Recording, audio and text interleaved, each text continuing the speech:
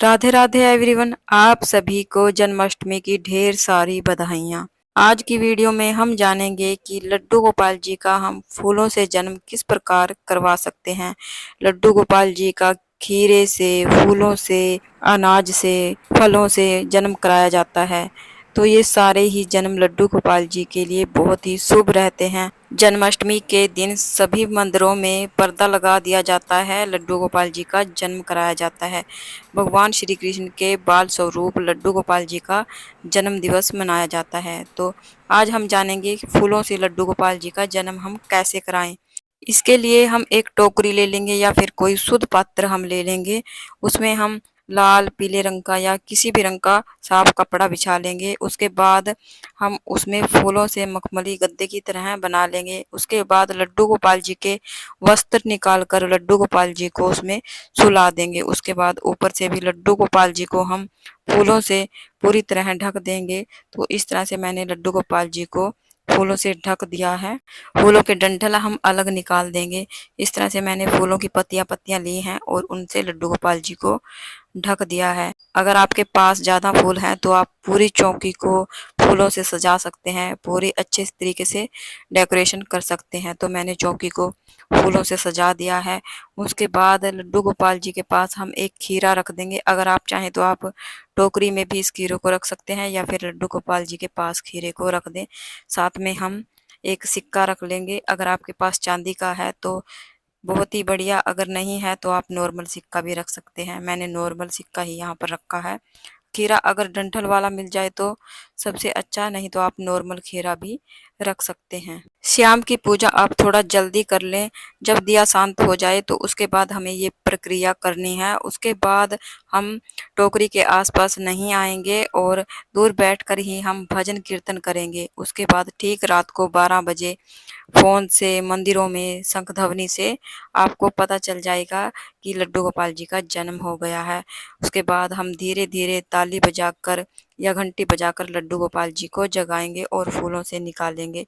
जब आप लड्डू गोपाल जी को टोकरी से निकालें तो बोलें, हाथी घोड़ा पाल की जय कन्हैया लाल की। इस तरह से हमारे लड्डू गोपाल जी का जन्म हो जाएगा। उसके बाद जो लड्डू गोपाल जी के पास हमने खीरा रखा था, अब खीरे को हमें डंठल वाली साइड से कट करना है। चाकू या ब्लेड से हमें इसको नहीं काटना है। इसको हमें जो सिक्का हमने इसके पास रखा था उसी सिक्के से काटना है। इसे नाल भेदन प्रक्रिया कहते हैं। डंठल वाले हिस्से को हम तुलसी के गमले में गाड़ देंगे और बचे हुए खीरे का हम सबसे पहले लड्डू गोपाल जी को भोग लगाएंगे। उसके बाद परिवार के सभी सदस्य बांट देंगे। उसके बाद हम लड्डू गोपाल जी को पंच अमृत से स्नान कराएंगे।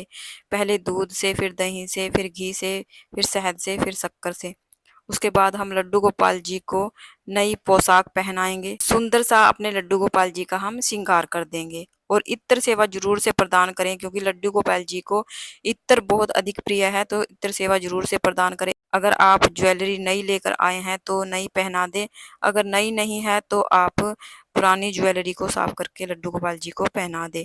देखिए, मैंने अपने लड्डू गोपाल जी का सुंदर सा श्रृंगार कर दिया है और मोर पंख जरूर से प्रदान करें लड्डू गोपाल जी को, और साथ में लकड़ी की बांसुरी मैंने उनको दे दी है। उसके बाद थोड़े से फूलों का आसन देकर हम सुपारी के रूप में गणेश जी को विराजमान करेंगे। साथ में फूलों का आसन देते हुए हम दीप प्रज्वलित करेंगे।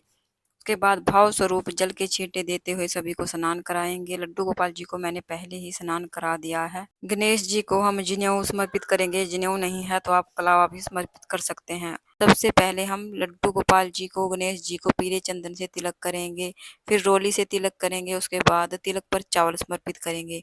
बच्चे के जन्म के समय बच्चे को सबसे पहले शहद चटाया जाता है, तो लड्डू गोपाल जी को हम शहद का भोग लगाएंगे।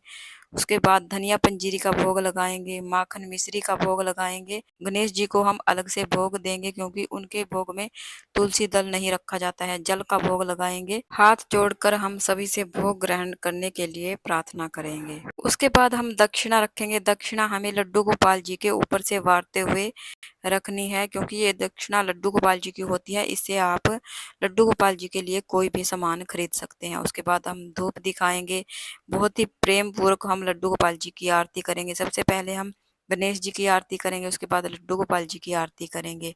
उसके बाद एक जल का लोटा और हाथ में फूल या चावल लेकर हम जन्माष्टमी व्रत कथा सुनेंगे, क्योंकि किसी भी व्रत का फल हमें तभी मिलता है जब हम उसकी कथा सुनते हैं। कथा का वीडियो अलग से आपको चैनल पर मिल जाएगा। अगर यहाँ पर कथा कहेंगे तो वीडियो ज़्यादा लंबा हो जाएगा। जो फूल हमारे हाथ में है वो हम भगवान के चरणों में अर्पित कर देंगे। थोड़े से फूल हम जल के लोटे में डाल देंगे और जब चंद्रमा को अर्घ दें थोड़ी सी पंजीरी हम जल के लोटे में डाल लेंगे। इस प्रकार हमारी रात की पूजा पूर्ण हो जाती है। अगर आप 56 भोग लगाना चाहते हैं तो 56 भोग भी लगा सकते हैं, या फिर आप सुबह 56 भोग लगा दें, या फिर रात को जन्म के समय भी आप 56 भोग लगा सकते हैं। उसके बाद हमें लड्डू गोपाल जी को झूला झुलाना होता है। अगर आप जन्म कराते हैं तो आप लड्डू गोपाल जी को जरूर से झूला झुलाएं। अगर जन्म नहीं कराते, ऐसे ही नॉर्मल पूजा करते हैं, तब भी आप लड्डू गोपाल जी को झूला जरूर से झुलाएं।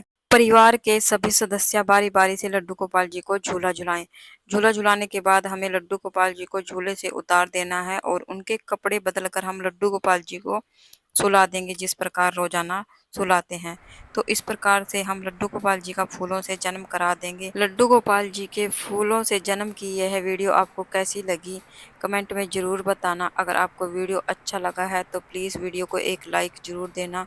फिर मिलते हैं एक और नई वीडियो में एक और नई पूजा विधि के साथ। तब तक के लिए राधे राधे।